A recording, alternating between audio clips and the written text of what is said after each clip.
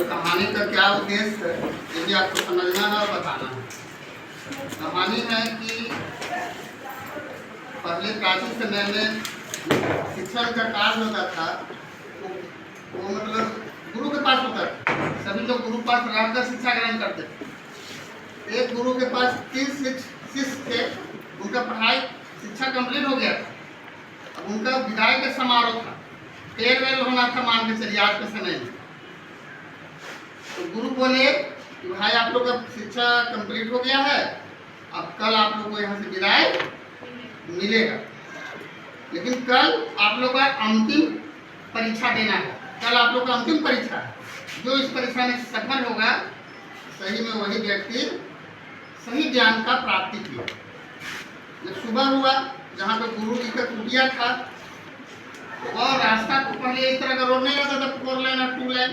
पहले क्या होता था, ज़्यादा रास्ता पगडंडी टाइप का होता था, सिर्फ आदमी चलता था, छोटा रास्ता होता था। उसी छोटा रास्ता में गुरु क्या किए कि यहाँ से 500 मीटर तक कांटा जो होता है ना, कांटा जंगली कांटा होता है ना, कांटा को मतलब छिड़ दी उसमें रास्ता में।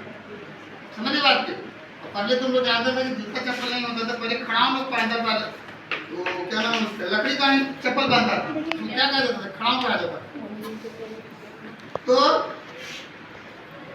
क्या हुआ, सुबह जब तीनों शिष्य उठे, क्या विदाई है, तो क्या हुआ, पहला शिष्य जल्दी जल्दी पहुंच गया उनके पास, दूसरा शिष्य भी पहुंचा और तीसरा शिष्य भी थोड़ा लेट पहुंचा।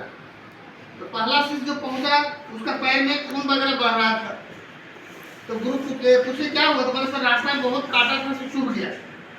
दूसरा तो तीसरा जब शिष्य आया तो उसका पैर में कहीं कांटे वगैरह चुभा हुआ नहीं था, लेकिन दोनों के पैर में कुछ, एक का बहुत ज्यादा, एक का कुछ कम था। तो तीसरा से पूछा कि तुम इन लोग का ब्लड बह रहा है तुमको, बोले नहीं सर, सो रास्ता में बहुत सारा कांटा बिछा हुआ था, गिरा हुआ था, उसको हम हटा के सब किनारे करके आ रहे हैं, उसी में लेट हो गया। तो गुरु बोले कि ओरिजिनल ज्ञान यानी शिक्षा यही प्राप्त किया तीसरा व्यक्ति, ज्ञान का प्राप्ति। जैसे आप लोग यहाँ पे पढ़ रहे हैं, ज्ञान का पढ़ाई की शिक्षा ले रहे हैं, लेकिन ओरिजिनल ज्ञान क्या होता है, जो व्यवहार में आया जाए।